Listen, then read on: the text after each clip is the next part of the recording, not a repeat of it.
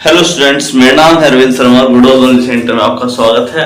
आज की वीडियो होने वाली है क्वेश्चन नंबर 7 और क्वेश्चन नंबर 8 के सवाल और सवाल देख लेते हैं। यह है यूनिट और मेजरमेंट चैप्टर, नीट और आईआईटी दोनों के पर्पस के लिए बनाया जा रहा है और सवाल हल्के नहीं होने वाले हैं। सवाल को पढ़ेंगे। Initial and final temperature measured. शुरुआती टेम्परेचर किसी भी चीज का, किसी रोड का पहला टेम्परेचर जो था वो था 40.6 plus minus 0.3, 50.7 final temperature plus minus 0.2। Rising temperature, आप राइजिंग टेम्परेचर को किस प्रकार से देखते हैं वो देखते हैं आप T2 minus T1 final temperature minus initial temperature.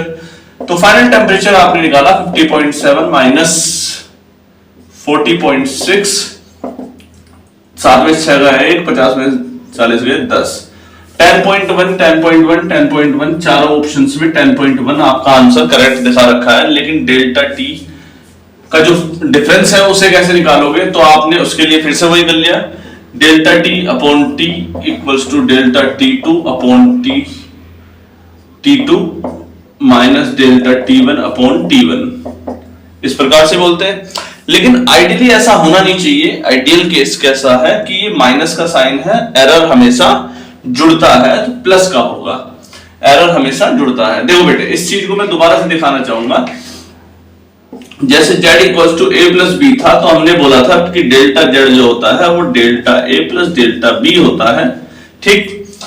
लेकिन अगर हमने z equals to a minus B दिखा रखा है तो भी delta z delta a plus delta b ही दिखाया जाएगा, ध्यान रखेंगे। मतलब डिफरेंस के केस में भी जो एरर है, एरर जुड़ेगा ही, यही बात है, याद रखने लायक। तो एरर कितना आ रहा है, डेल्टा a पहले वाले का 0.2 और दूसरे वाले का 0.3, तो ये वाला केस हो गया 0.5। तो पहला वाला ऑप्शन 10.1 और 0.5, ये दूसरा वाला ऑप्शन करेक्ट आ गया है। याद रखना, एग्जाम में घटाने की कोशिश मत कर देना कि दोनों को घटा के 0.1 आ रहा है तो 0.1 एक्यूरेट का आंसर निकाल कर आ जाओ, ऐसा मत करना। दूसरा वाला ऑप्शन ही आपका सही है। क्लियर है बेटे? क्वेश्चन नंबर 7 होता है। क्वेश्चन नंबर 8 की तरफ चलते हैं।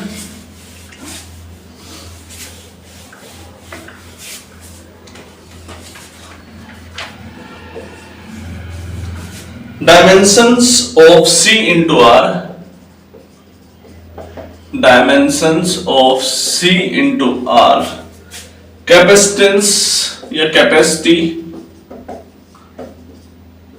कैपेसिटी नहीं बोलना चाहिए था, कैपेसिटेंस ही बोलना चाहिए था।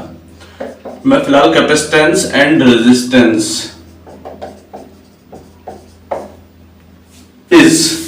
इसकी डायमेंशन किसके इक्वल होगी, dimension of C into R is, ये सवाल है। और इसमें 4 ऑप्शन दिए हैं।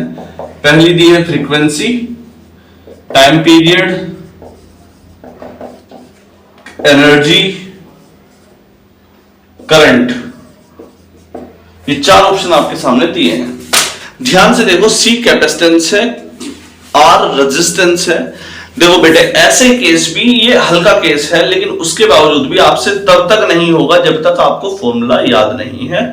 चाहे आप 11th में हो, चाहे आप 12th में हो, चाहे आप 10th में हो, लेकिन जब आप नीट का या आईआईटी का पेपर दे रहे हैं, इट मेक्स सेंस कि आपको सारे फॉर्मूले दिमाग में बैठे होने चाहिए, ठीक। तो पहला केस है कैपेसिटेंस का। कैपेसिटेंस क्या होता है, Q बराबर CV।